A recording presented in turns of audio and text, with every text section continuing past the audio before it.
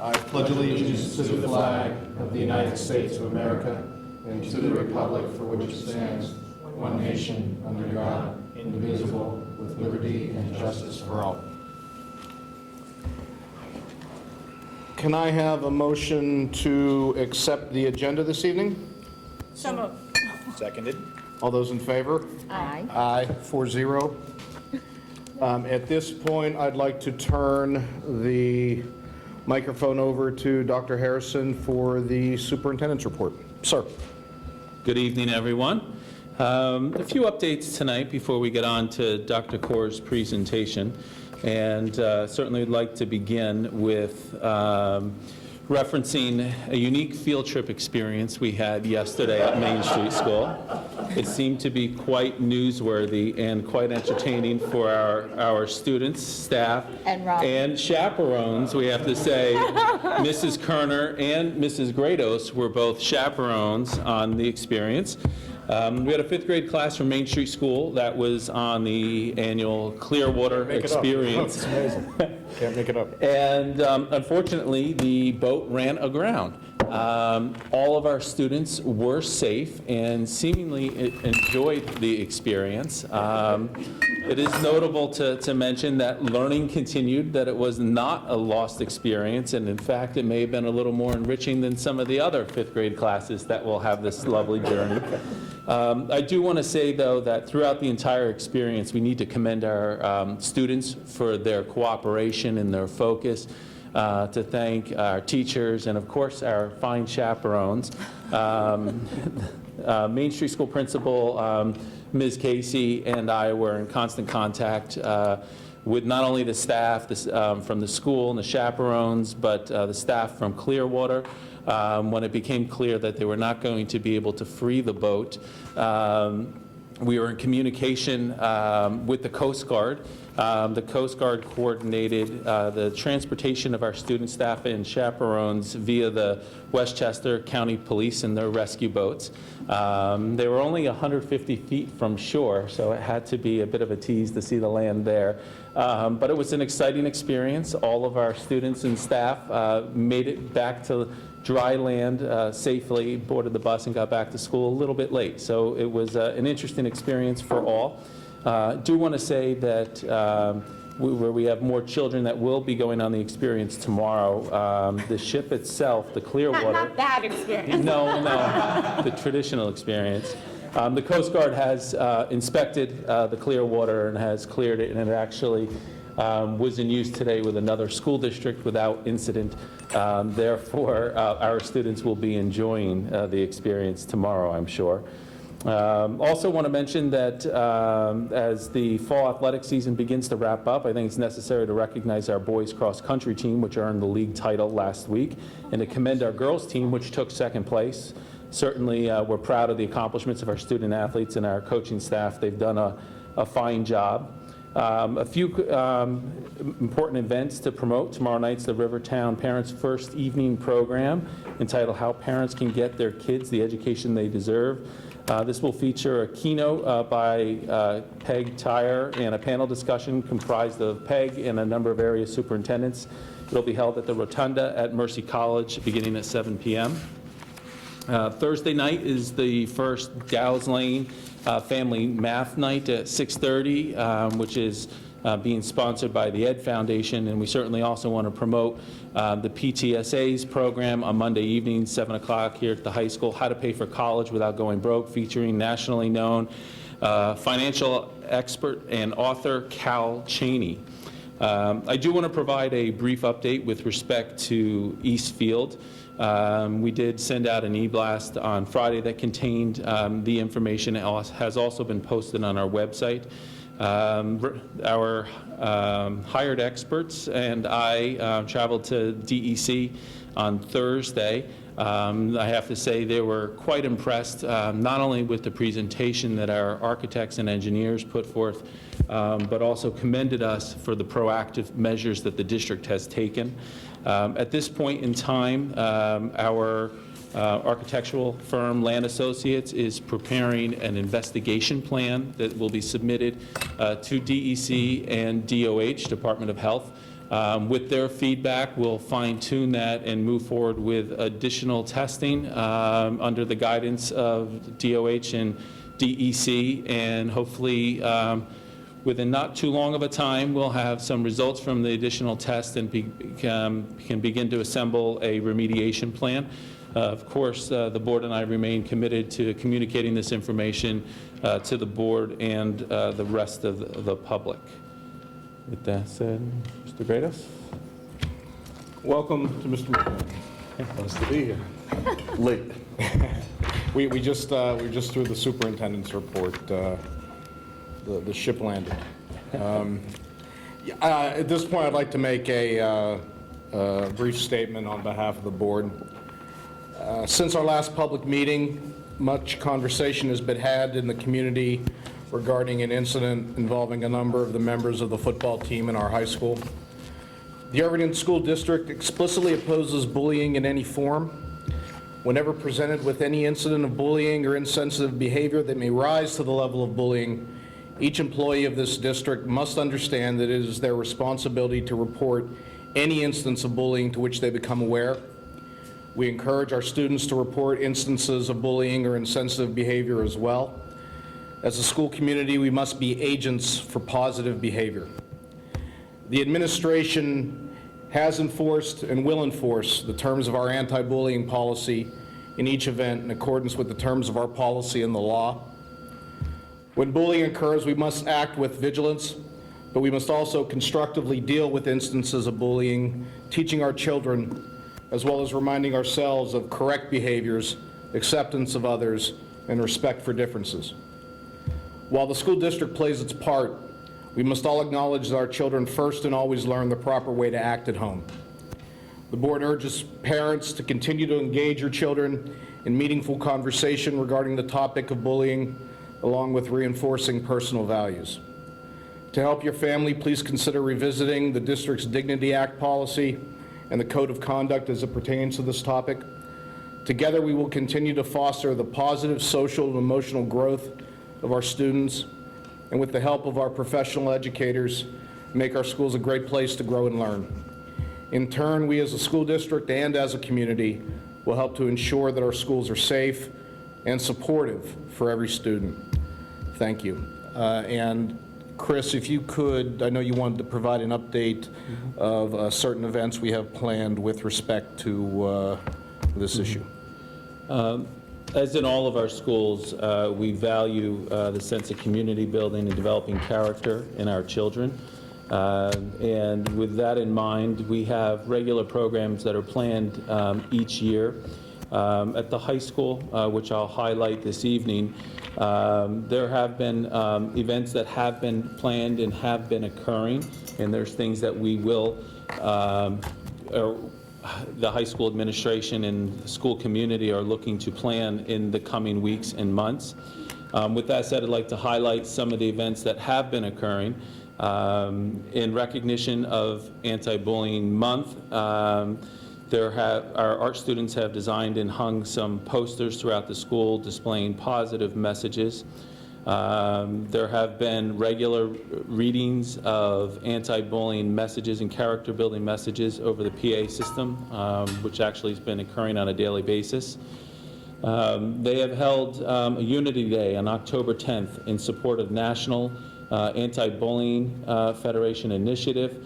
Here, students were encouraged to wear orange.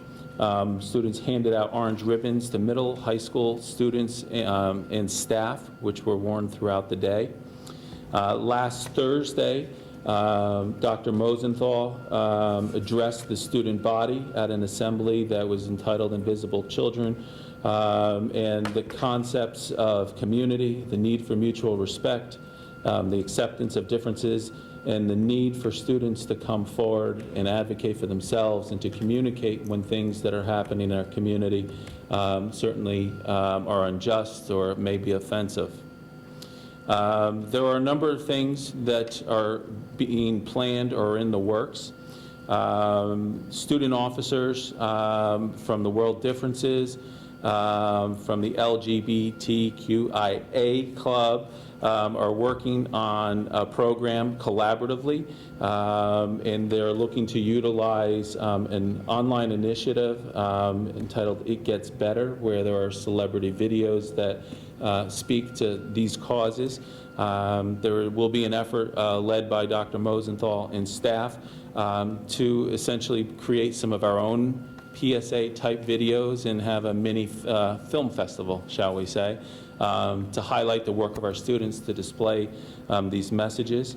Thanks to some resources introduced by IDF, there are meetings set up later this week with Dr. Mosenthal, Mr. Palermo, and representatives of the Westchester Jewish Community Service Organization, which actually provides a series of services that are available to community groups and school districts, and we're looking to explore opportunities for them to provide some workshops or programs that will benefit our school community. We have a number of school staff members that are continuing to be trained and expand their knowledge on the Dignity Act to continue to make sure that we are well apprised of the requirements and the responsibilities within that program. There are also a number of activities that are being planned within curriculum, opportunities for teachers to integrate these valuable lessons into their teaching. In November, we will be facilitating a school climate survey. The data that is gleaned from this query of our students and staff will be reviewed and will lead to some future programming. And Dr. Mosenthal and I are also exploring the possibility of a new initiative, one that has been used in different places in the country, entitled One Community, One Book. In an initiative such as this, we would identify a high-quality novel that focuses on a theme of acceptance or a similar topic, and we would look to engage our entire school community in reading that book, facilitating programs for students and staff, and potentially having a parent book group associated with that.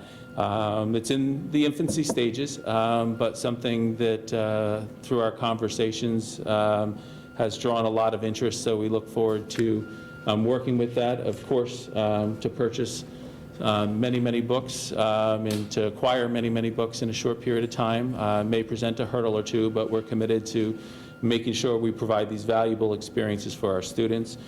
We believe that the One Community, One Book initiative not only will introduce some very important dialogue, but will also present the opportunity for curricular integration and certainly can engage the broader community in a common dialogue on a very necessary topic.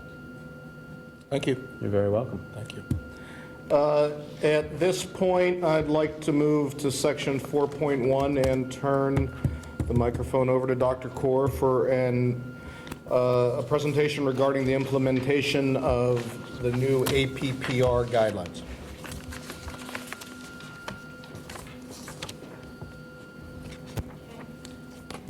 So good evening, everyone. I'm actually a little surprised. Debate, Yankee game, I'm feeling pretty good right now, some audience people here.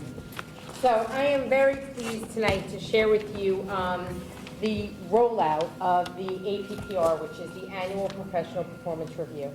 And some of you heard me speak on this topic last year, and last year it was all an idea. It was an idea of New York State's, and it's now in the implementation phase in school districts all over New York State. So we thought that tonight it would be a nice opportunity just to give you an update as to where we are in what I would call the very beginning stages of this new mandate. Just a reminder of what is the APPR. So the Annual Professional Performance Review is a mandated system for evaluating our teachers on a yearly basis. And that evaluation is made up of 3 core components, or what will ultimately lead to a composite score. So tonight I'm going to focus most heavily on the 60%, and that 60% it comes from classroom observations and the the day-to-day work of teachers. The 20% is the state assessment data, so that comes from the state at the grades 4 through 8 level, where there is a state assessment. And for all other teachers, they have all been required to create a student learning objective. And I've talked about that a little in the past. I'm not going to focus as much on that tonight. It's far more complicated. And the piece that I really want to share is the rollout of how we've handled the part that we have the most control over, which is what we do in district, which is the 60%. The other 20%, what they call the local measure, that is an achievement. That's achievement data. It's not growth. So that would be data that we will get from our end-of-year assessments or final exams at the secondary level and other assessments that we use at the elementary level. So I thought it was worth sharing what New York State Education Department, what they hope will come from this, because I think they have a lot of hopes and dreams, and I think they're leaving it to us to fulfill those hopes and dreams, and I think we're doing a fairly good job in what is a very, very large and complicated expectation. So I highlighted for you 2 pieces right there. And what they're hoping for is that every student has world-class educators and world-class principals. And I think that's a fabulous goal. And I don't think there's anybody who could argue that that would be a great goal, to have world-class. Well, New York State has done a nice job of telling us what they want, but it is our job to figure out how we're going to get there. So tonight I'm going to talk a little bit about what measures we've put in place to try and achieve the goals of New York State. Oh.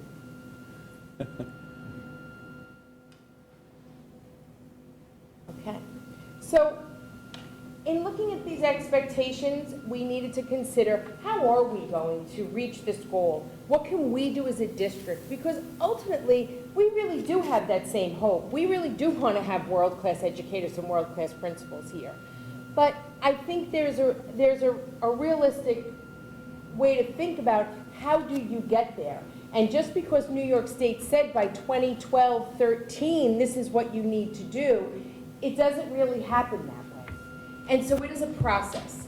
So I'm going to share with you the 3 components that make up our process, all leading to effective teaching practice. And I would say that effective teaching practice is the same goal as world-class educators. It just doesn't sound as glitzy, but I would rather that we're all comfortable and in the end say we have really effective and highly effective teachers in our classrooms in the Irvington School District. So professional development is really at the heart of our success. And one could argue, why if teachers, they go through school and they get degrees and they go back to school, why is it that a school district still needs to provide so much professional development? Why is it that the teachers don't come out of school, they've learned what they have to learn, and now they're just good to go? And if it were only that simple, but some people use the example that you wouldn't want to go to a doctor who hasn't, been keeping up with the research and isn't aware of the new techniques and the new strategies for healing. Well, the same thing with education. Things change. The expectations change. What we want to teach kids changes. And so over time, there's always more to learn. And really, ultimately, if there's any group of people who should consider themselves lifelong learners, it should be educators. And we want our teachers to see themselves as lifelong learners. So professional development, whether we had the new APPR or not, would be something that we would need to continue to consider. Reflective practice. So one of the pieces that we had put in place many years ago is really having a system for how teachers reflect on what they do every day. And that may sound simple, but it's really pretty complex. So a teacher goes in, they plan a lesson, and they deliver that lesson. And on face value, that lesson looks like it's really good. They've taken into consideration everything they need to know. They've thought about their learners. They've maybe used pre-assessment to make that decision. And then they go and they teach the class, and somehow it doesn't go quite the way they planned. Well, ultimately, if we want to have a cycle of learning, then we need to make sure we're saying to teachers, it's important to look back and see what went well and what didn't go well. And maybe what went well for 50% of your students, but didn't go so well for the other 50%. So using goal setting and using reflection as a vehicle for learning is a really critical part of our process. The third piece is observation and evaluation. And we've talked a little bit about the changes in the observation process in Irvington. So in the past, teachers would be observed once every 3 years. As part of the new annual professional performance review process, we needed to change that. We were required by the state to have multiple observations. Our committee, which is made up of administrators and teachers, agreed to 4. So every teacher is observed in a full period observation, so 40 to 45 minutes, twice. And every teacher, at minimum, will have 2 walkthroughs, and those are 15-minute walkthroughs.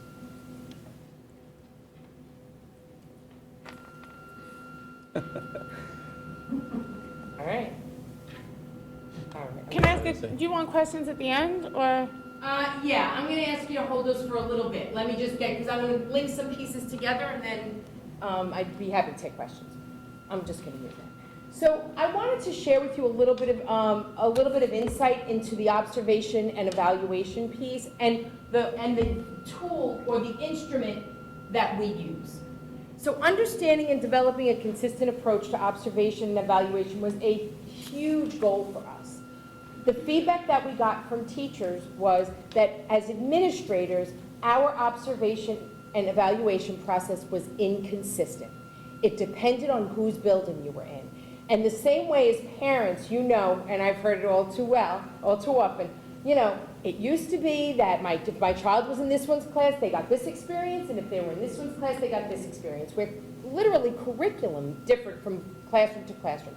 That is not the case at this point, but we were doing the exact same thing. So if you were in Main Street School, you had one experience, and if you were at the middle school, you had a different experience. So part of our commitment and the requirement of New York State is that the administrators need to be trained to be observers and evaluators.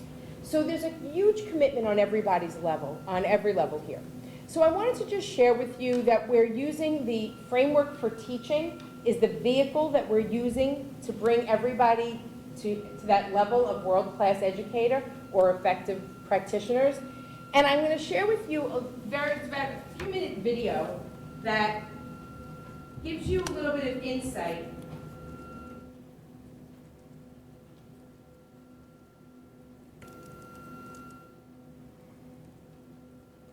into the framework for teaching.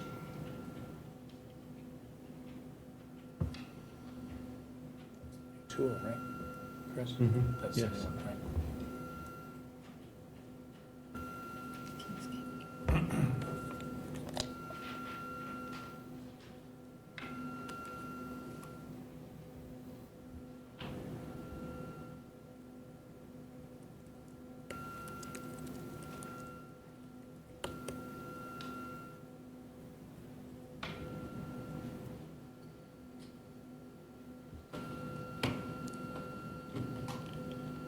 Perfect spot for it.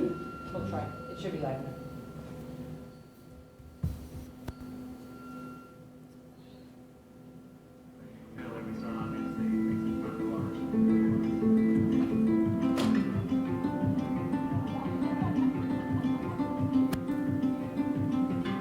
Research has demonstrated now that the most important single factor that contributes to student learning is the quality of teaching they encounter every day. We have to define good teaching in a way that makes sense to people. There was a time when teachers would receive supervisors visiting their classrooms, and the perception was they're looking at anything or everything. I always have a fear when somebody walks in my room. You want everything to go smoothly, you want everything to go well. The value of the framework-based observations is that we have a very clear standard. The framework does alleviate some of those fears because you know exactly what they're looking for. It is grounded in a view of teaching that we should recognize and call out. And it's this: we've always known that teaching is very demanding physical work. Teaching is very complex. Teaching is very intertwined and tangled. If teaching and the different skills of teaching are so interrelated, then why do we describe them all separately? Now, if you think of the theater in the round, you have a play, right? It's in the middle. Think of the play like the lesson. Now, this is a theater in the round, so the audience is sitting all around. Because the audience is sitting all around, the lights have to come from all directions. I think of the components of the framework like the lights.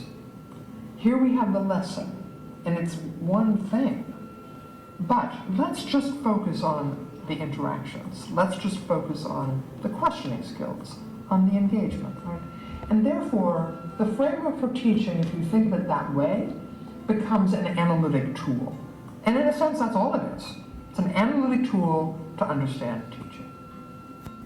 Because of that common language and that common understanding of what good teaching and effective, I should say, teaching practice looks like, it's ultimately going to bring teams of teachers together and build on our understanding of practice and only strengthen the work that we're doing as a school.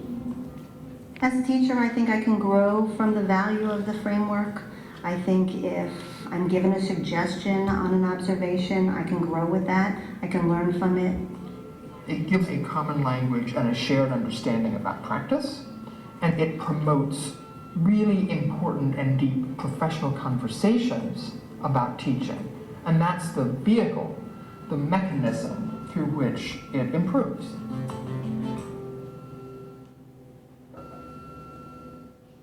So I thought that that was worth sharing because we don't spend a lot of time talking about teaching. And we don't spend a lot of time talking about what's necessary to be an effective teacher and to be a highly effective teacher. And so one of the major commitments that we've made through our APPR is that that's the goal. The goal is, through this process, is to raise the level of teaching in every classroom. Through that consistency, what we want to make sure is that we are having that consistent approach at every building with every administrator.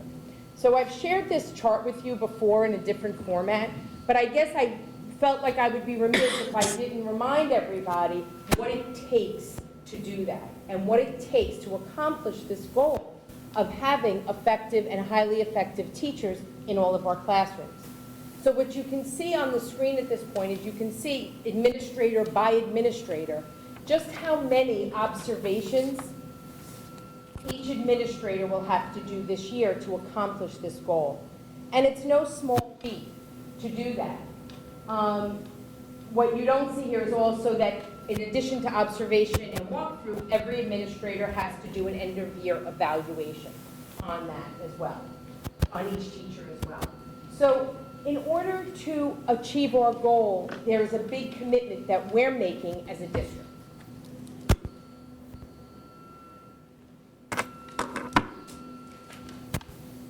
Our APPR has required us to consider what our teachers know and what our teachers don't know and where the new learning is. So as a district, and as part of our annual professional performance review, we need to make sure that we're building capacity, that we're making sure that our teachers are prepared and have the information that they need to be successful, to meet the new Common Core standards, to meet the new expectations, and ultimately, starting next year, the rollout of the new assessments. In addition to the Common Core, the new science standards are being rolled out this year as well. And as a result of partly our Tri-States visit, but honestly, it's aligned well with the next generation science standards, which are in second draft form and are about to come out. And I was saying to Robin and Maria, we're no longer going to teach the scientific method because they've figured out that that's not really the best way to teach kids science, because science doesn't really work that way. Science is not so linear, and they've found that that's not necessarily the best process. So, that's the type of thing that, so you wake up one morning and now they're saying, oops, Let's not do it that way anymore. And now everybody needs to learn how to do it this way. And it's not just rolling it out and saying, here's the list of what you need to do. It means I need to learn it, I need to understand it. So I'm going to link it back to the slide you just saw. So now as observers, we need to learn and understand and make sure we know what those expectations are, because as the observers and evaluators, we have the responsibility of going in, giving feedback to teachers on how effective they are. Well, to be effective, you need to be knowledgeable in your content area, and knowing the science standards, especially at the secondary level, is absolutely a non-negotiable. So all of this comes together at many different levels. Our APPR committee last year helped us develop our system. That's what I'm sharing with you now, our system. How many observations, how many walkthroughs. The second team of people that we've put together, and again, I think what we've tried to do is build capacity by having a lot of people involved in the work as well, so that a lot of people know what's going on in district, and we don't walk around with people saying, oh, no, I never heard about that, or I don't know that. Our goal is that everybody can talk about the APPR. So we have, as part of our APPR rollout, we put together a professional development team, and this team is attending a 4-day training, and it is a train-the-trainers model. And 3 to 4 teachers from every building, as well as every administrator, is at this training, and together we're figuring out how to deliver professional development at the building level so that teachers are prepared to use the framework. The teams of teachers are designing the professional development for their building, because the professional development will look different at the high school than it will look at Dow's Lane. The needs are different. Obviously, the students are different, the teachers are different, and the needs are different. So therefore, each team will hopefully successfully design something that makes sense for them. So rolling out the APPR had multiple components. So every teacher received what we call an evidence binder. And the way that the framework is designed is it's designed, and I've talked about this before, so I didn't go into it in great detail here, but it's in 4 domains. So domain 1 is planning and preparation. Domain 2 is classroom environment. Domain 3 is instruction. And domain 4 is professional responsibility. If we're going to observe in a classroom, for the most part, what we can see as administrators are domains 2 and 3. Classroom environment. I can walk in and see if students are interacting appropriately. I can walk in and see or hear what the teacher's conversations sound like with a student. Instruction. I can see what the teacher is teaching on the board. But the first domain, planning and preparation, and the 4th domain, professional responsibility, those are not so easily observable. So every teacher has an evidence binder in district, and they're required to add to this evidence binder evidence that they think would represent how they worked in those 2 domains, domains 1 and domain 4. So the framework has an expectation that all 4 of those domains weave together to ultimately create the successful teacher. Goal setting has been a process we've had here for a very long time. What we're asking teachers to do is we're asking teachers to target. So when you heard Charlotte Danielson on the video, what she was talking about was she was saying that it's very hard to walk in and observe 22 components. There are 22 components on the framework for teaching.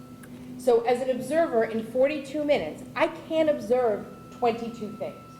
So when we go into an observation, we're targeting our focus on those domains 2 and 3. The goal setting is a way for teachers to target their work for the year on a specific area for growth. Because this is our first year, we don't have a cycle yet. But what we would expect is that in June, when we sit down with the teachers and we go over their work for the year, what we would hope is that we surface what's an area that the teacher feels we feel they did not do as well in as we would expect or hope. And through that process, so starting next September, the goal setting process is a vehicle to help us target areas for growth for a teacher. each teacher, and this is an example of a middle school math teacher, and each teacher has to pick a primary domain with which to focus. Because the framework is so interconnected, it's hard to not have a secondary domain, but you don't have to. So this teacher picked planning and preparation and is the secondary professional responsibility. And what this math teacher is going to work on is assessment this year. She wants to refine her practice of using assessment in the classroom so that she better meets the needs of her students. This is the section of the rubric, the section of the framework for teaching that addresses designing student assessment. So if I'm a teacher, I'm looking and I'm saying, well, which category do I fit in? Am I ineffective? We hope not. Am I developing, effective, or highly effective? I might be developing. If I'm teaching that class or that grade level for the first time, when you read developing, it's not bad. But it's not where we want to go. It's not the goal. But teachers will be in developing, and we shouldn't think that that's a bad thing. Once the teacher determines now, so a teacher could be in developing and reads through the rubric to say, well, what is it that I would need to do to be effective? Or a teacher may say, I'm effective, but you know what? I think if I applied or used more assessment in my classroom, and I really knew what kids knew, I bet I could be highly effective.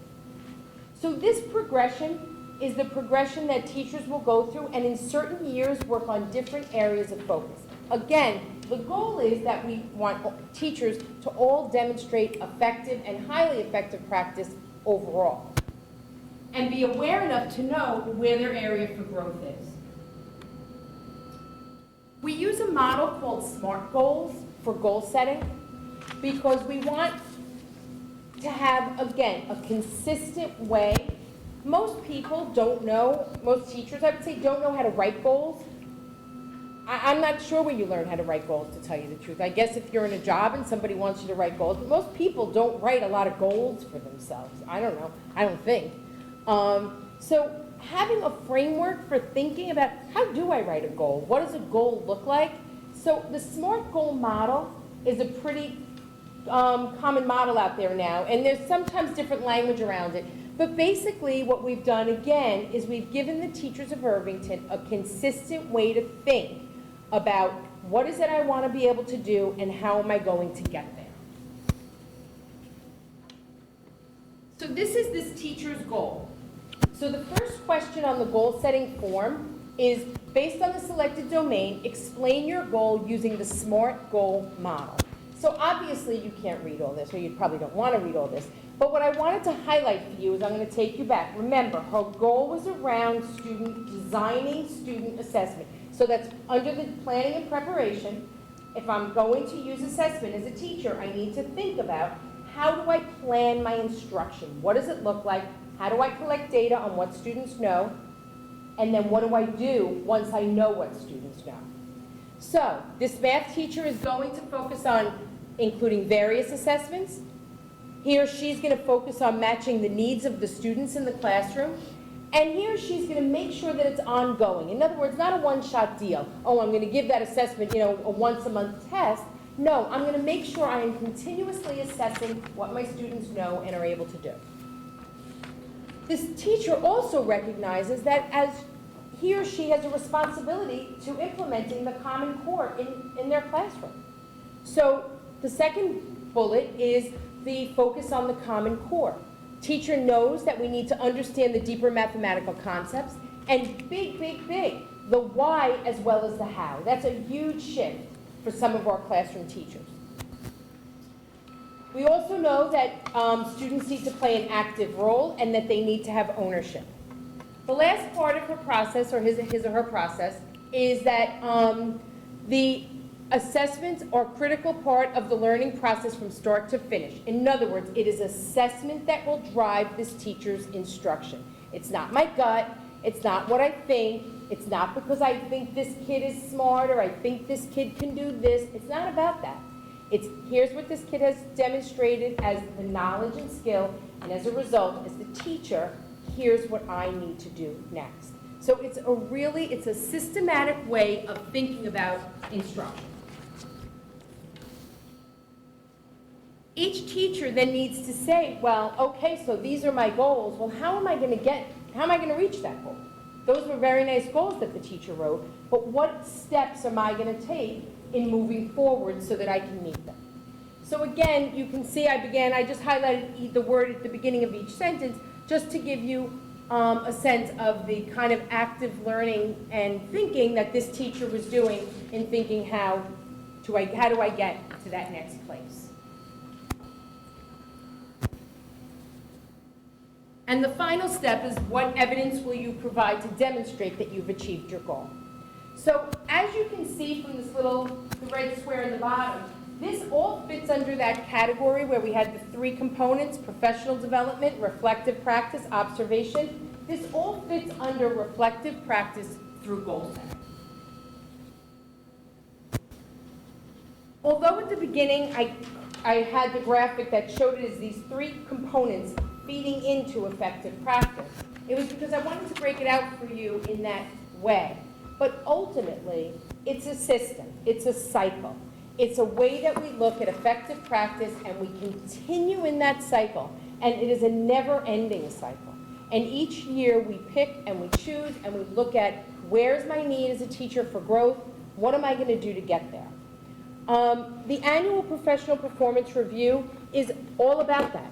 It's really about understanding who we are, where we're successful, where we need to grow, and making sure that as a district that we've given teachers the way to get there, and the vehicle and the support. I think that this year, as a rollout year, we're definitely doing certain pieces in one way. Once we have some data that we'll collect over the year, as we move forward and next year and further ahead, I think we'll have a system that teachers feel is productive, useful, and I would hope the community would start to see that as well in the classrooms. Thank you very much, Raina. Informative as always. I guess we'll take any questions from the board first, and then, since the agenda for tonight's rather short, if the public has any. I know you're waiting. You've been waiting. So. No, I have questions. No? No. None? No. I do. Oh, you. No, I do. Oh, you do. Okay. Just a couple of quick ones. And just more from, as you were talking. You had a slide that you talked about building capacity and building the leadership team, and you talk about department chairs. So I'm assuming that it means that the department chairs are very involved in this whole APPR and. Well, I guess I just want to be clear. Department chairs used to do observation as part of their role. They no longer do that. So they're involved. Why? They're not administrators. Have to be certified. Our department chairs, you have to be certified as an administrator, so they don't have that role. There's some of our department chairs are, but not all of them. So, I mean, they're certainly involved, and they've done a tremendous job leading their departments in some of the student learning objective work. So yes, the department chairs are, but I would be honest with you to say that, as a district, we have not had a cohesive, consistent way of building our department chairs. So I think that, so they're also just starting some of this work as well. Right. Because listening to what you're saying, I'm kind of thinking out loud, but I know a lot of times department chairs change from year to year. And I'm just thinking that if we now are investing time and resources in developing them vis-a-vis this whole process, maybe we should think about perhaps considering a longer-term commitment for a department chair. Yeah. Because it seems it would be a lot of work for you if you had a new department chair every year. Yes, I mean, some of it you can help. So for instance, Deb Tusman this year, Larry retired, Deb Tusman's a new chair. I would actually say, for the most part, that's really not true. When I sit around the table, I'm looking at you, Scott, I was thinking, these people have been department chairs, maybe anyone fewer than 5 years? Besides someone who's new, like Lester or... I think Ray's on it for 3 years. Yeah. Not the rest of them there. So they are. Yeah. So we have maintained tenure in that area, so. Okay. I don't mean given tenure. Right. And then one other question, just as you're talking about all this, in the past, professional development was, to me, was more about the teacher learning how to best deliver the materials to the students. And I guess and I know you focused on this particular observation piece, but I'm worried that because there's so much planning this year about their goals and their goal setting, I'm worried that we're losing focus of that very important piece. And I didn't know. So I'd say it's the opposite. So What? this teacher, this example that I showed you, this teacher's focus on student learning is more intense than it's ever been before. So I think it's the opposite. Her whole goal is around kids. The goal is around what you're going to accomplish in your classroom. It is not what you're going to accomplish. I know, no, I understand that, but I'm just worried that there's only so much time in their day. And if they're spending their time planning and setting goals and doing all this, when are they having time to go out? Are they still going to conferences? Are they still learning the most effective and the newest ways to deliver teaching in the classroom? So let me clarify again though, but if I don't get there, keep pushing me because I want to make sure, because this is the heart of what teachers do every single day. This isn't extra. It is, in other words, what we want teachers to be doing and what they're going out and learning is how to design and deliver assessment, because assessment is at the heart of instruction. So what this teacher has done is she's made it her focus and her goals. Once her goals are written now. She's met with the principals, she's talked about her goals, she's considered what makes the most sense. So in that way, no, if anything, it's made her work more targeted and I think more efficient and more effective would be the hope. So I don't see it as taking away from, I see it actually as the work. They still have time to go to seminars or. But they should be going to seminars to learn how to use assessment. That's what they should be learning at Well, those assessment seminars. is a measurement as to how the kids are doing, but then the other piece is how is the teacher effectively delivering the material? For example, if you have a calculus teacher who is struggling, who the kids struggle to understand the concept, then they could have the most fabulous goals and flows, but there's still that piece that they're going to be missing. Right, so that you know, and I know Marianne at one point would put it up quite often, the triangle. Curriculum, assessment, and instruction. That's the triangle. And those 3 points are always, always, always working with each other. Together. Okay. So it doesn't mean that she's not still delivering instruction, doing all the things you're talking about. But what we're trying to say is that as teachers, and as educators, we need to recognize where we want to build our capacity and where we want to strengthen our skill. So this doesn't mean that the teacher isn't doing everything else, because remember, as the observers, they're getting evaluated on the whole framework at the end of the year. How effectively This they're is just communicating. one way that we're growing a teacher's capacity. Does that make sense? Yeah, I'm just worried it's a lot for a teacher in 1 year. Well, if it feels a lot to you, it's funny. It's like it's like this big. We do it at the beginning of the year, and then you work on it all year long as part of your practice. But so it feels intense. Okay. That's it? I actually have another question. Earlier, you were speaking about professional development. This year, the early release days was removed from the calendar. When do teachers, what is it going to look like from the kids and the parents' perspective? When are these teachers getting this extra development? Are the teachers going to be pulled out during the day and getting subs? Like, is it going to look any different? Clearly, in order for teachers to, we do professional development multiple ways. So some of our professional development is in the classroom. So we have consultants who come in and they work side by side. So if teachers are refining their practice in English language arts, that we have consultants who will go in and they do conferencing with kids and they model for teachers how to deliver instruction. So when that happens, no, the teacher doesn't leave the classroom, the teacher is in the classroom all the time. So that's one model that we have, but that's not a model that works all the time.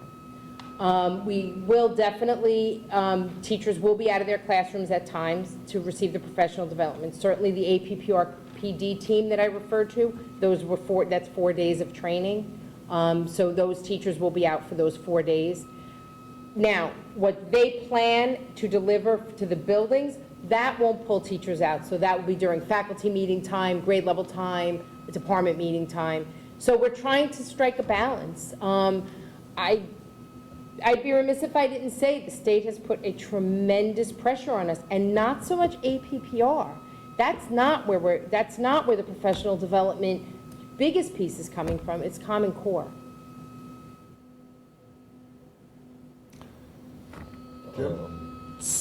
The woman who we watched in the video, I can't remember. Charlotte Danielson. Charlotte Danielson, right.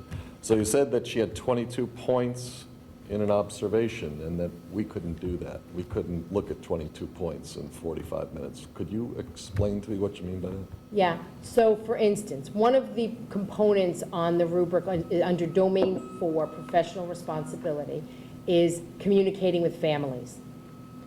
Well, communicating with families is not something that I can see in an observation. It's not observable.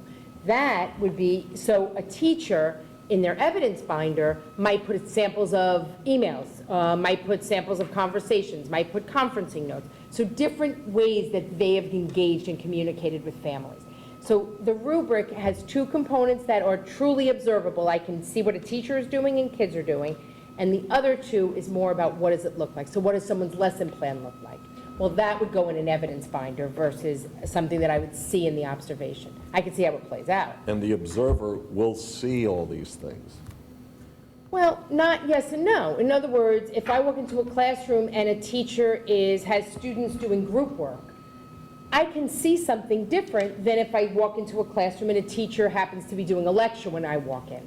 And remember, on the full observation, I have a better shot of seeing more pieces. On the walkthrough, it's a 15-minute walkthrough. So sometimes it is, luck of the draw.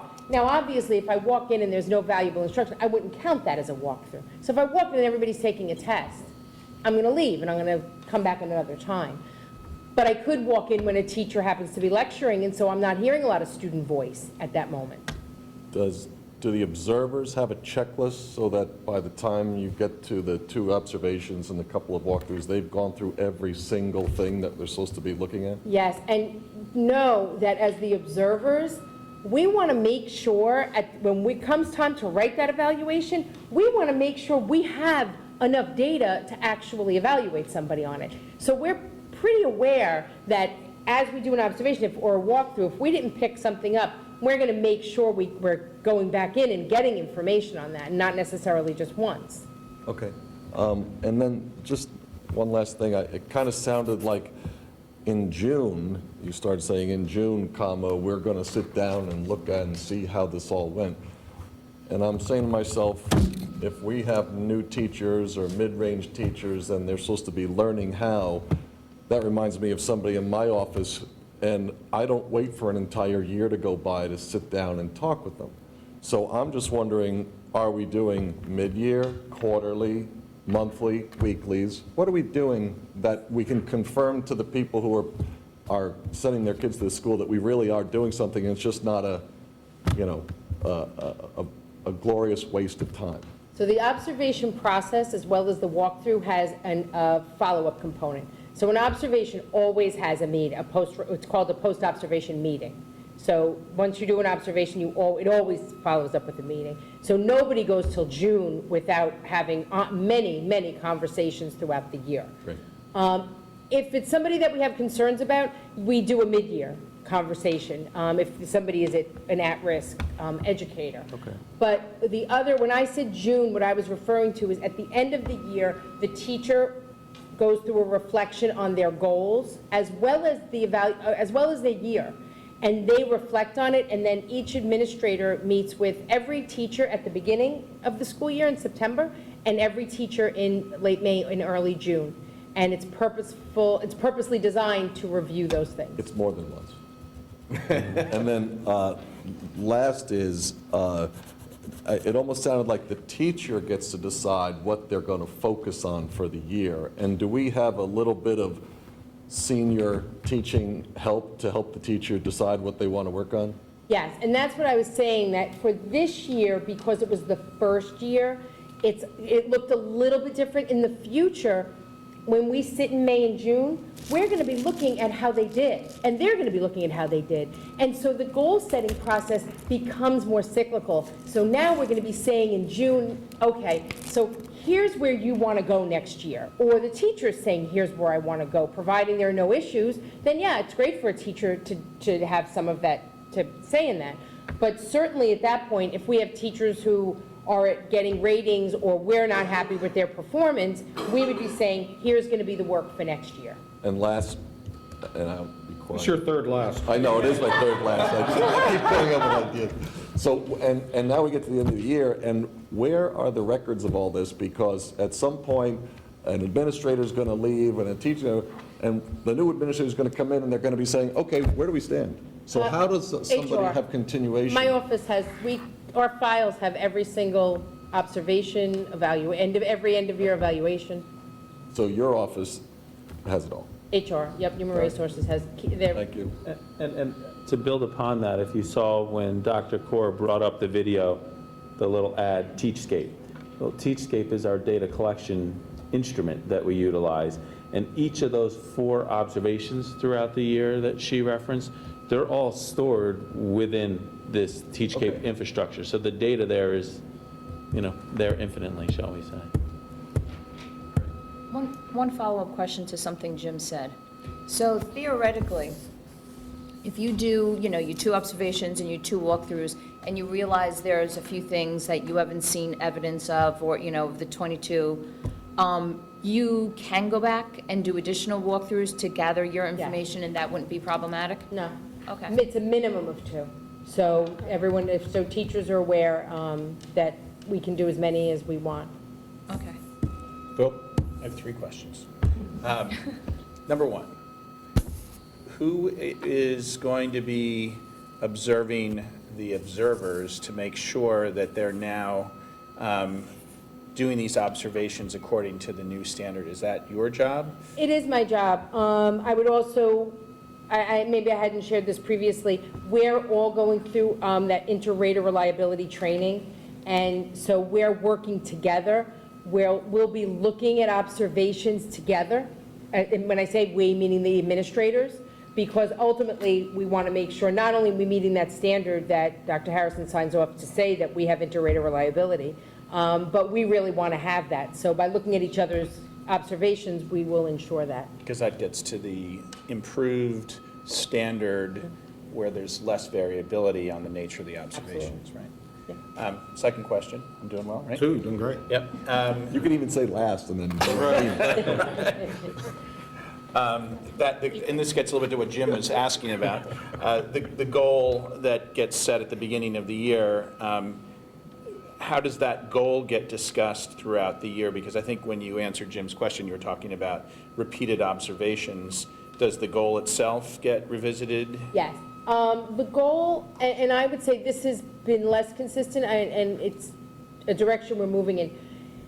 If a teacher sets a goal around assessment, then there would be an expectation that when I go in and observe that teacher, they're going to talk to me about how, in particular, assessment played a part in that particular observation. So it doesn't mean we're not observing for everything else as well as we would in an observation, but that teacher's focus on that as their area for growth informs their thinking for planning. And so we want to know, so how'd that work out? Did you accomplish what you were hoping to accomplish? And then that's a conversation that takes place throughout the year. Teachers also at times, I wouldn't say all teachers, but lots of teachers will set similar goals. And I don't know if you saw in the video where they talked about teachers working together. So very often we'll have grade levels who will pick a consistent goal, and throughout the year, they're able to talk to each other and dialogue and really help each other to support the work. So we don't mandate that, but some choose. Last question. It seems to me that we've gone from being terrified of the APPR in a lot of ways. It's costly, it's bureaucratic, it's being imposed upon us, things that we generally don't like, and it's change. What you presented tonight actually makes me feel confident that the APPR is actually going to create positive change in our district. And I don't care that much about other districts, but it really seems like at our district, this the way that you've described this, it actually feels constructive, not destructive. Is this how it feels to you?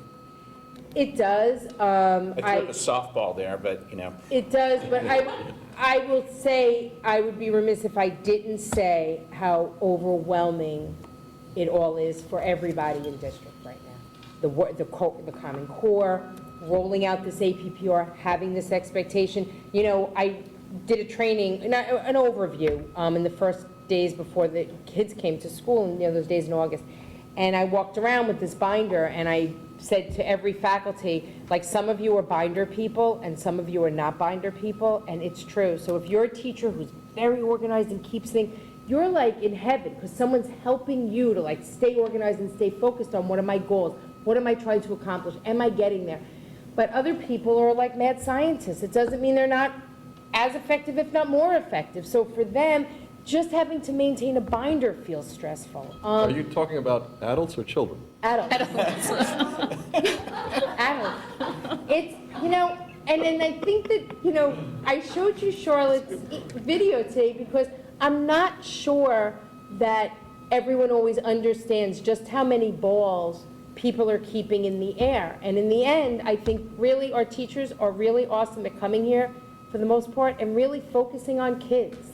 And they do that with all this other stuff being put on them. So I think it's good. I like a lot of what we're seeing. I'm feeling a little bit of the pressure, though, as well. I guess it's just that evaluations in the past were a bit unstructured, aside from the fact that they happen once every 3 years. And so if there was a teacher that needed help, it just, that he or she needed help, wasn't really all that clear until maybe it was too far along. Now it seems like there's this process, the feedback. I mean, I really like the idea of this cycle of professional development and reflective goal setting, and it just seems logical, if not a bit bureaucratic. And powerful. It's powerful. It's a powerful way to function, but... I mean, I do work at American Express, so we kind of use similar ways of setting goals and providing feedback. I mean, we are pretty big bureaucracy in our own right, so I guess I can see some of the value in what we do that's reflected here, but I guess it's just hard to implement. Would they like to contribute to our fields project? I'm going to move a little bit off of the agenda and just, I guess, jump up and ask now, since Raina's all warmed up, if anybody in the audience has any questions. If you can go to the, just specifically with respect to this presentation, and preferably questions that have not already been asked and answered. You've mostly talked about qualitative aspects, and I feel very comfortable with what I've heard. But I want to come back to an annoyingly simple question. Has this positively or negatively affected the children in terms of teaching time to which they are exposed? Well, I think some of you might be aware that as a result of not this part, not this, what we call the 60%, the 20%, the state growth score, has certainly created a change in our practice of providing. We started our year with, even at our youngest levels, giving pre-assessments, which we're now using as a growth model. So we give kids pre-assessment in September, and then we'll give a post-assessment in June. And that score, that's that 20%, is the score, that is a score we are required to upload up to New York State. So there, we'll have to give that number. So again, I called it composite before, so the composite is the 60% from that part that I described tonight, the 20% growth score, and the 20% achievement. But have the kids lost or gained teaching time? Well, I mean, you know, they had to take those tests, so I guess somebody would say they lost it. I think That part was lost, yeah. That part was lost. Do I think that as we refine our process and do that part a little better, do I think we've informed teachers in some cases? And there were a few surprises. I think we had a couple of kids at the, I think it was second grade, who got like 3 wrong. And you know, you get 3 wrong in an assessment that was given in September. What am I going going to teach that kid for the rest of this year. Do we still skip students? So, we don't skip students. So I think it, you know, and again, I hope that in the future we see how that assessment data helps us and informs our thinking. This year, again, it's a little tricky. This year because it's the installation year. Yeah. But as it becomes more normal, you think that nothing essentially will have been lost in terms of teaching time? I don't think so. I don't think anything will be lost. Thank you. Anyone else? Please, I have a crazy. please, if you go to the microphone, say your name, please. Pretty, please. Grab the microphone and sit down. You just need the microphone, that's all. My name's Allison Felix. I have a crazy question. It's sort of related and not related. I mean, my hat is off to, you know, the incredible teachers and the administrators and everybody who has to take on this extra responsibility. And, you know, they're already jamming all the core curriculums and mandated things into their curriculums. But my question really is more about current events. And I feel like there's never time in our curriculum because it's so jam-packed to discuss current events. And I think it's a you know, I don't know if it's a problem. You know, I'm wondering if it's a problem because we have a presidential election going on. You know, the world is collapsing in various parts. Economies are collapsing. Our own is collapsing. You know, there's things going on in Syria. There's things going on in Libya. I mean, I don't have to tell you all what's going on in the world, but You're the happy part of I the don't school think. board meeting? No. I'm not. It's not a complaint. I'm really thinking like. I'm wondering if there's some kind of mechanism, some way for like a short period of time, and I can feel like where, when, how. But I think like it's something to think about because I don't think that we're talking about current affairs in our classrooms, and I think it's like such a critical thing that we're overlooking. And with all due respect, I mean, I think our teachers are amazing. I think our administrators are amazing. You know, our AP curriculums are already voluminous and jammed because we're short of time. I mean, you can probably talk about that with regard to Dowds Lane and Main Street School, and they all have their pressures, but I don't know what the answer is. I just want to sort of put it on the agenda as your guys are adding more and more stuff that you can't control, but I just think it's such a critical thing. I mean, a lot of our kids don't know a lot of stuff what's going on. It's nobody's fault, but I think that if we sort of made some kind of commitment some way, somehow, it would really, 15 minutes a week or whatever it is, it really might pay off. Thank you. I think that's all. We'll move on to the next topic. As anyone who follows this board closely knows, we like to have really major projects to do every year. And our major project this year, because Dr. Mosenthal wants to go and run a marathon a day for 365 days, we need to find a new principal at the high school, as well as one, I believe, will be in Main Street School. So the board wanted to discuss and hear from Dr. Harrison of his plans to roll out this process, and I believe people may have some questions or comments for you, so please.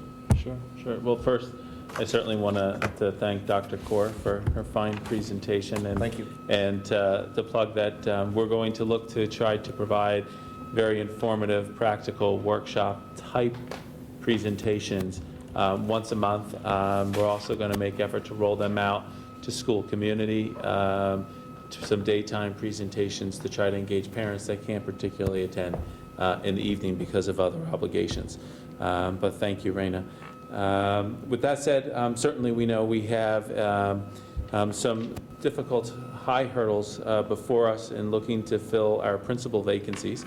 I guess without question we recognize we have to find a successor for Dr. Mo, and we would presume that we're going to be doing the same for Main Street School. Do want to be mindful of the fact that we still are performing our space utilization study, and will enable that data to inform our big picture decisions with respect to this planning.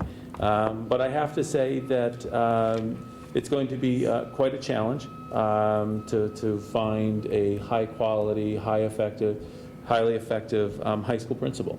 It's one of the most difficult hires that I think you can make in a school district, just because of the huge mechanism that a high school is and the variety of talents that it takes. Not only do you have to be an excellent manager. You have to understand curriculum, be an instructional leader. But there's so many other aspects of the high school piece that are very different than elementary and middle school. So with that said, it's a difficult challenge. The pool is traditionally smaller than if you're looking at an elementary pool. So right there presents a few challenges, but I That think... surprises me, though, honestly. It seems counterintuitive. I think you just look at the span of grades. Yeah. You have fewer people that come through those ranks that have experience teaching at the high school level. Yeah. And quite honestly, I think a nature of the beast, so to speak, is when you look at folks that are secondary educators, they're extremely passionate about their content. And they're folks that are more inclined, I think, to stay within their particular field. And I think elementary by nature is much more holistic. And because of maybe that mental model that surrounds a lot of what elementary education is, there's people that are looking at a big picture. They're teaching multiple areas. They're involved in multiple facets of a school community that they think they naturally progress to leadership positions because of their professional involvements as a teacher. So with that said, I think there will be a challenge, but I'm confident that our community, the reputation of our high school will certainly recruit a number of highly qualified candidates. But because of the challenges associated with it, I think that our recruitment efforts need to be a little grander than they may be in other times. Traditionally, most school districts advertise within OLAS, which is the online application system that covers much of our region. And certainly by doing so, we'll recruit a number of local candidates, folks from the tri-state area, let's say, that are connected with OLAS. But I think there's some need to dig a little deeper, to go a little further into traditional research and advertisement by running ads in the New York Times. Also to look nationally and promote the vacancies within Ed Week, which is a weekly education publication that has a well-known one-pad section, shall we say. So while that process of recruitment is going on, understand that there's going to be a lot of informal dialogue that's going on, that we're going to reach out through our membership groups, trying to identify potential leaders that we could try to encourage to apply. Through this process, we will develop some focus groups, and I think in a lot of ways it'll mirror the process from when I was hired. That we would facilitate focus groups where we'd identify a leadership profile.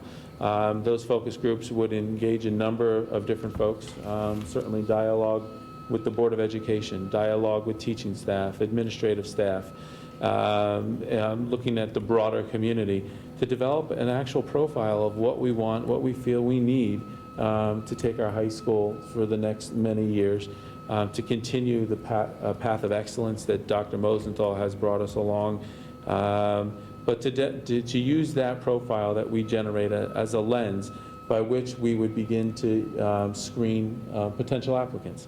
Through that process, we would develop that, as I said, create a screening instrument, and of course, begin to screen candidates and applicants, and do probably, I would hope, a large number of preliminary interviews, which would lead to the formulation of committee interviews where we would have representative community groups that would come together, some parents, some teachers, some community members that may not be parents, board members, a couple different committees that would interview a variety of candidates in a very structured manner, where we would, if we talk about inter-rater reliability with APPR, develop a process where we're providing similar experiences so we can get similar feedback from each of the candidates and from each committee. Through that process, we would provide recommendations that would come forth to district administration, and we would look to spend some time with a number of candidates, and from there to look to bring finalists forward to the Board of Education. Okay. Thank you. I would say that I would think that it's been very deliberate on my part to have not launched the process at this point in time. I see there was great value in having Dr. Mosenthal very focused on leading the school to start the school year. Just the snippet, you think of the role that he plays in all the work that's going on in APPR for the high school.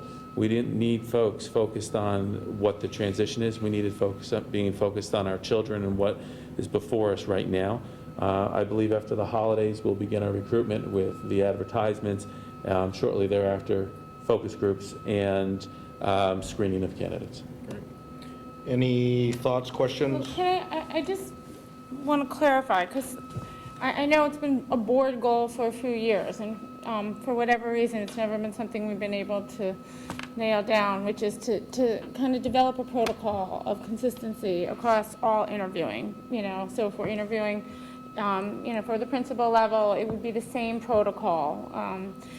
And I'm not clear, I understand what you're saying about the focus groups, but then you I guess I don't really understand specifically what you mean when you get into committee groups. And I mean, in the past, what we've done is we've done 2 rounds of interviews.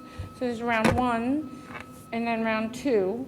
And so round 1 was a bigger group. It was a more cursory interview. Then they went into round 2, and it was a more specific interview that kind of had scenarios like you talked about.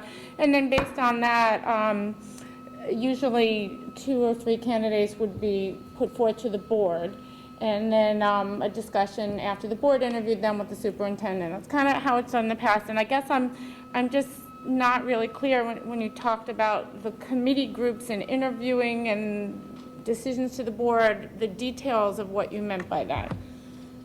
Well, I suppose there's need for clarity in what the board's expectations are. I think what I was trying to outline with respect to a committee interview was exactly what you outlined has happened in the past.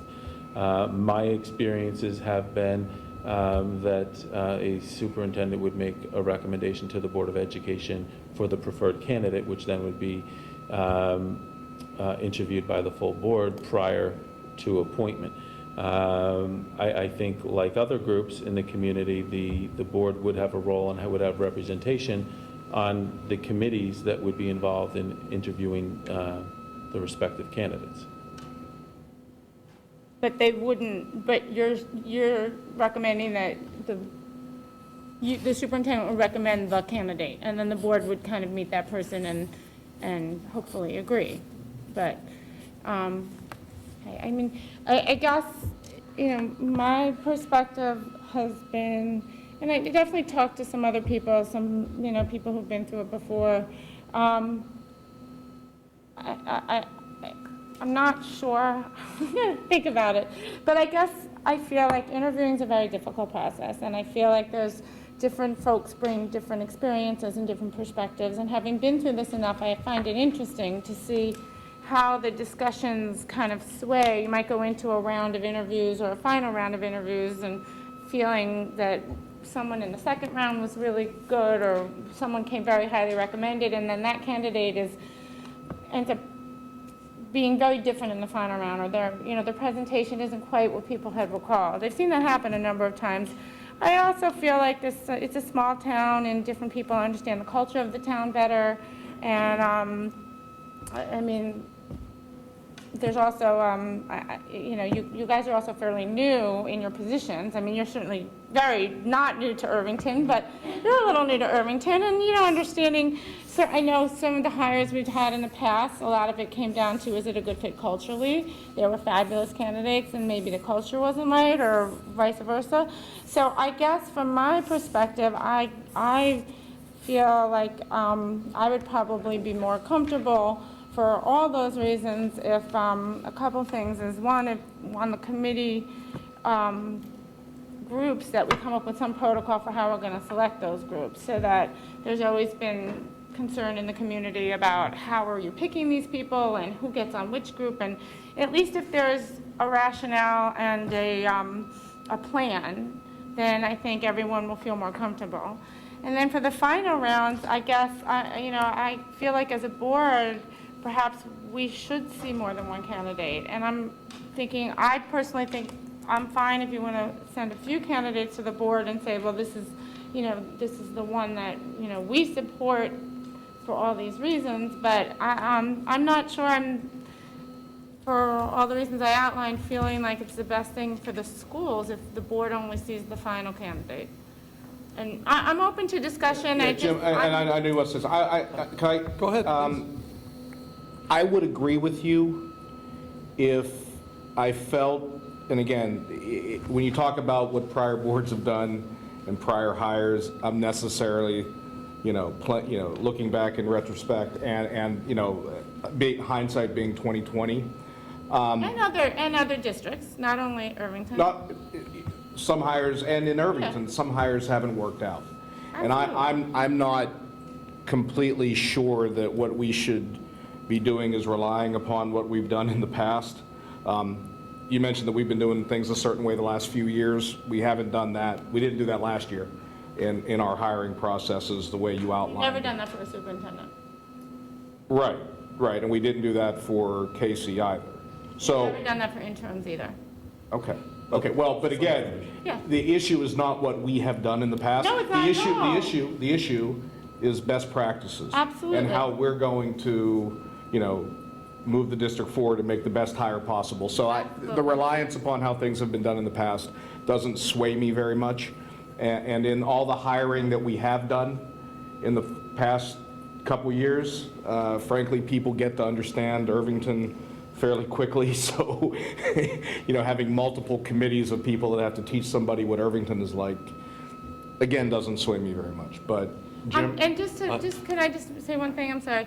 I'm not saying because it's done in the past it's the right way to do it. I'm just saying from the perspective of I think hiring is not a science. I think it's a very difficult thing.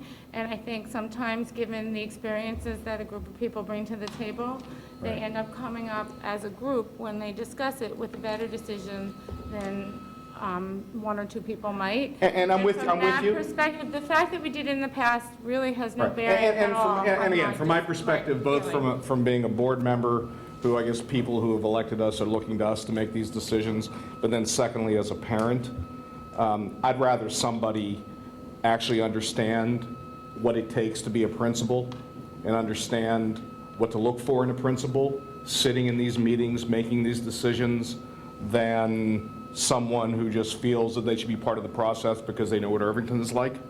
I think that's more important, and maybe it was that focus in the past that didn't always lead to the best decisions in our hires.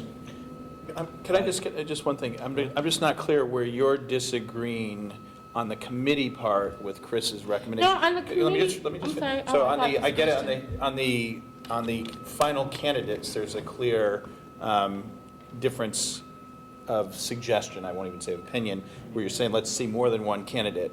On the committee side, it's not clear to me what you want different, other than a clear protocol of how people are going to be on the committee, right? Correct. Right, so that's where we're I just didn't simpatico. understand, and I guess I was just curious. I didn't understand if there would be a clear 1 round, 2 round, or I just asked for clarification. I'm not saying I disagree at all. I'm just saying I didn't, and yeah, to me, it's more setting up a protocol so everyone understands how. You could clearly figure that out. selected or- Yeah, we're not. Yeah, so that's true. And in the final round, I do feel differently, and unfortunately, maybe I didn't make myself clear. It's not because of what's been done in the past. Anyone who knows me knows that I'm always trying to figure out what's best for the kids.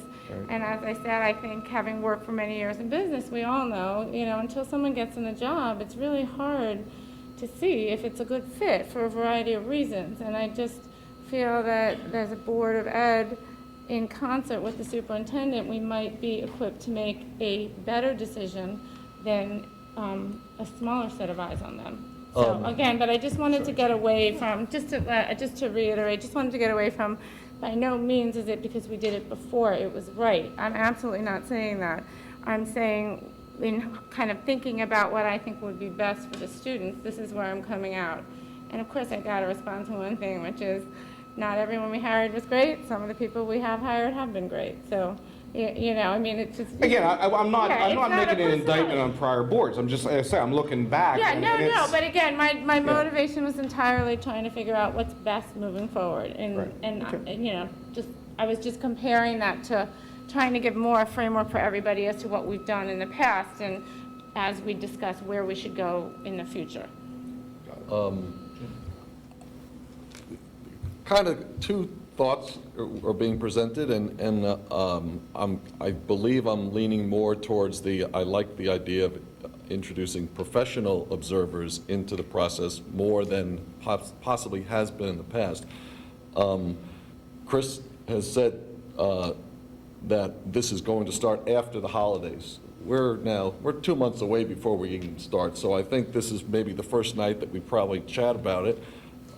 It might be a consideration that Chris talks to the people at Hazard Young and maybe polls them to see how other districts have done it. That's a great idea. You know, and there's nothing wrong with getting a professional to come and help you, and it always goes to the comment, if people don't like the way professionals do it, you know, why don't you try using an amateur? And what I'm concerned about is if we have too many people trying to figure the culture of the community, I'm worried about that because I don't send my daughter to this school because of the culture of the community. I send her here because of the education. And I want someone who understands APPR intimately and core curriculum and how to run a school and how to deal with the state education department, more importantly than will they get along with the parents. And I don't mean to be rude to the parents. I know everyone's very focused on their kids and the success of their kids, but I prefer, if we have a committee, and of course it sounds like we are, a majority of the voices on the committee are academic professionals. I believe we need to have some family members from the community to interact because our professionals don't know everything. But I don't know about should we see one candidate as a finalist or not. I don't know what that, I got to chew on that for a while. But when it comes right down to it, so far, everything I've heard from Dr. Harrison has made me smile inside. And so tonight... Well, that's an amazing statement. Well, so I'm leaning towards, I want to give Chris a little more leeway here, and maybe he just has to explain a few more times how he believes he wants to lay it out. So that's my thought. Just in response to something said, you kind of make it like it's an either or, like either they fit in with the community or they understand APR. I'm actually hoping we have a host of good candidates, and it's more of figuring out which one is going to work best in Irvington, which is what I meant. Just to clarify what I meant, I'm not saying I'm not putting one skill above another, but I definitely have seen a range of hires, and I've seen that, that kind of undefinable piece, even in business, is often what makes someone successful. Either you fit with the corporate culture and the organization, but not necessarily you're more qualified or less qualified than the other candidate. So that's what I was meaning more. Okay. I have some questions. Since you already went, I'll go now. You said at the beginning you're going to conduct preliminary interviews. Who would be conducting those interviews? Would it be yourself and Raina together, I would assume? Yes. Okay. And then from there, I strongly actually agree with Robin that I think there should be some sort of system put in place how you select who goes on these committees. There's, if I may interject. Sure. Now, I want to be very clear that this was, we added this, I believe, to the agenda as a discussion item, and I provided an overview as I foresaw the process, recognizing that there have been a variety of different practices here, that I've had particular practices that I believe have been very successful. I have witnessed many hirings through many districts in the areas in which I've worked and watched colleagues lead a number of processes. I have seen situations, as has been represented by the board, where there have been amazing hires, surprise hires, and that underdog that goes through the process that somehow he caught somebody's eye and he or she came out as a star in the end and is hugely successful in their careers now. We've also seen situations where we've been disappointed in hires. The experiences where I've seen processes to be most successful is been one where there has been community input, making that community connection, identifying the culture, identifying a match. I think that's where contribution of board, contribution of parents and other community folks can be a tremendous, tremendous asset. To Mr. McCann's point, there needs to be a nice representative group that is going to be tied to education, folks that need to know what goes into leading a successful school academically. To me, I think the things to consider, and Mrs. Kerner, you used the term to make you think that more eyes on a situation could make a better decision. Don't take my comment out of context, though. I was just talking about for the final round, not in general. And as I am. Okay. I would say it may lead to a different decision. I don't necessarily think it would be a better decision. I think that would be dependent on the individuals that we'd be interviewing. I think the mind that we have to put around this is the fact that there are people that know community, and then there's people that have been hired to be instructional leaders, that are the managerial leaders, and I think that our leadership team would be well suited to identify the ideal candidates to lead our school that would envelop those qualities that are not only that we could all say that we would want right now, but those that would be reflective of what would come out of the leadership profiles that we would generate. I believe we can do a quality job. I believe that we certainly would be able to mirror a process that a Hazard Young and Attia or Ray and Associates, any of these national search firms would be able to manage. With that said, I think it's important for us to talk about it because this is our first conversation. With respect to protocols, very clearly there would be protocols as to how committees would be formulated. It's a difficult process because somewhere along the way there's somebody that's going to be upset that they're not on the committee. But when I talk about protocols, they extend beyond who sits on a committee that's going to interview potential candidates. It goes to how the committee operates, the types of questions that we're going to ask, how we're going to take information from those questions to have conversation about that individual's match for the Irvington School District. So we're talking about generating a process that is going to be detail-oriented, that I think is going to capture those concerns that have been discussed across the table. Where I see the difference in the conversation tonight is the point of whether or not I make a recommendation as the superintendent of schools, or whether or not it is a decision that is to be had by the board and me collectively. I'm never going to say that anything is a closed door with me, but I think I've communicated that I have some pretty strong opinions in the matter, but I look forward to the dialogue on the topic. I have an opinion. I actually think that I generally agree that the superintendent should have the say about who it is that he recommends to us, because the superintendent is like the CEO of a company, and obviously this is not a company, but it seems to me that the person that is ultimately responsible for the employees in the district, including senior employees like principals, should have the final say as to who he's recommending to us. And what I would trust is that if there are two candidates that are equal in some respects, and that you would like us to see both candidates, and that seems to me an important part of the relationship that we have with you, the trusted relationship that we have with you, that you're not going to force a candidate to us just because you said you're only going to send one candidate. There's two candidates that are similar in different ways that you might actually want us to see both candidates for a good reason. But I think it's about trust, that we are trusting you to make the recommendation to us, or at least make the choice, that we would have that choice if you feel that's necessary.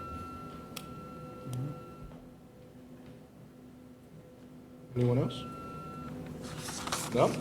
I'm happy to report this is the first time in a long time that we've actually talked about curriculum in two separate sections of the agenda.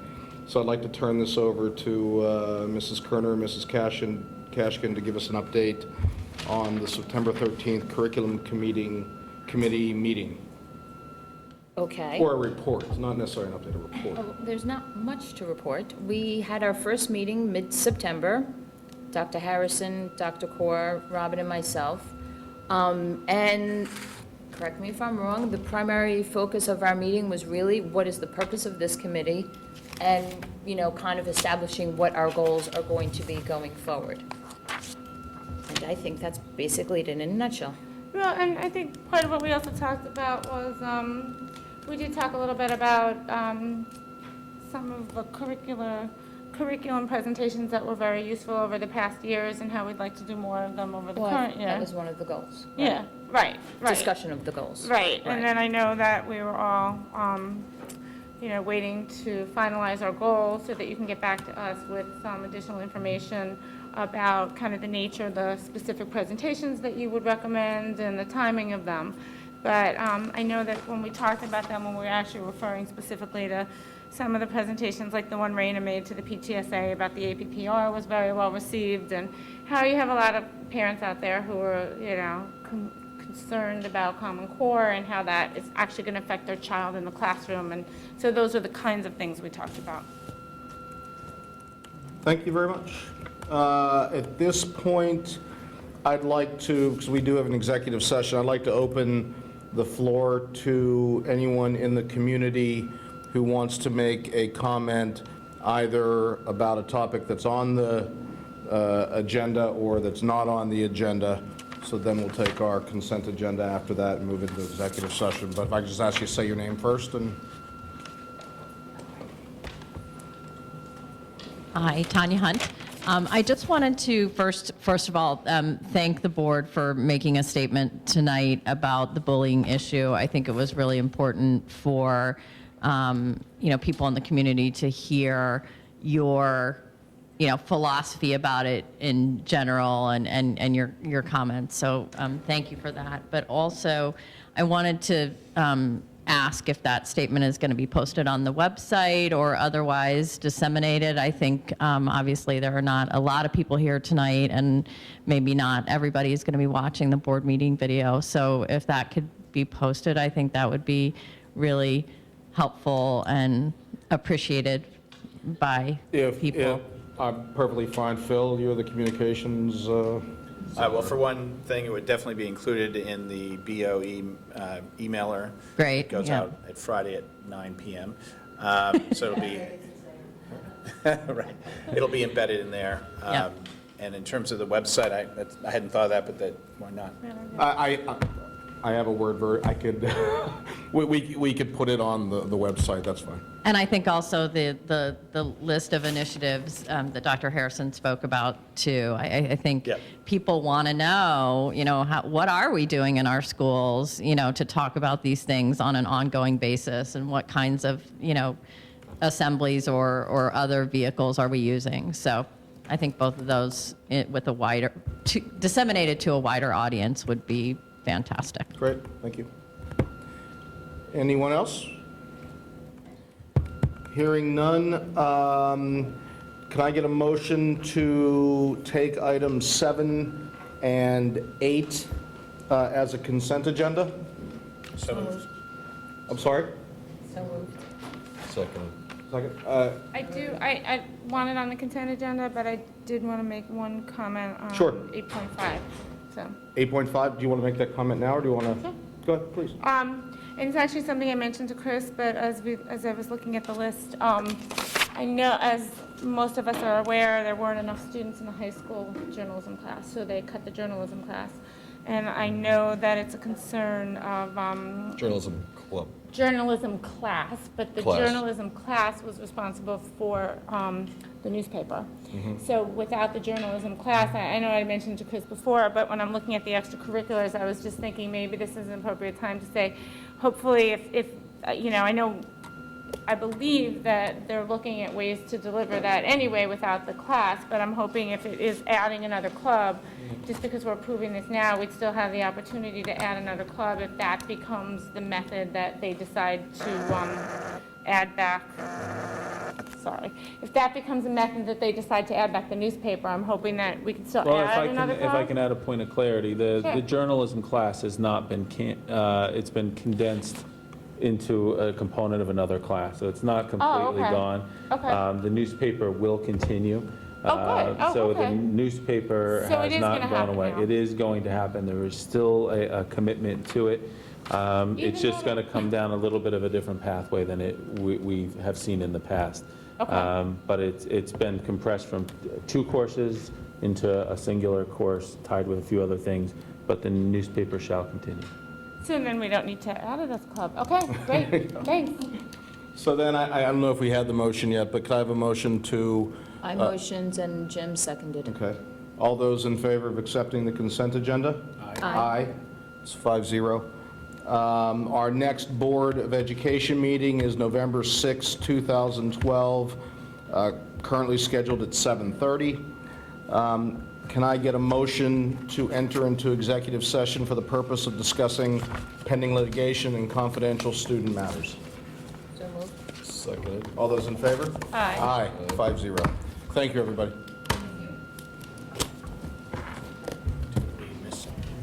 Nope.